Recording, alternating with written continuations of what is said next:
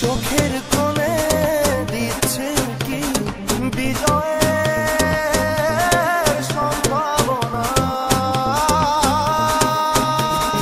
লক্ষ্যটাকে ছুঁবে এবার এই শপথ না, লাল সবুজে বিজয় নিশান হাতে হাতে ছড়িয়ে যায়। লাল সবুজে বিজয় নিশান হাতে হাতে ছড়িয়ে যায়।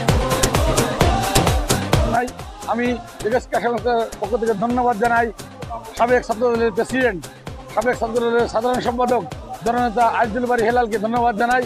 জুলাই বিপ্লবের পর আমাদের পরাধীন রাষ্ট্রকে আমরা স্বাধীন করেছি এবং সেই স্বাধীনতাকে আমরা উদযাপন করার জন্য আমাদের জেকেএস ক্রীড়া সংস্থার আয়োজনে ৪৭তম বার্ষিক ক্রীড়া প্রতিযোগিতা ঘোড়দৌড় ও সাংস্কৃতিক অনুষ্ঠানের আয়োজন করেছি।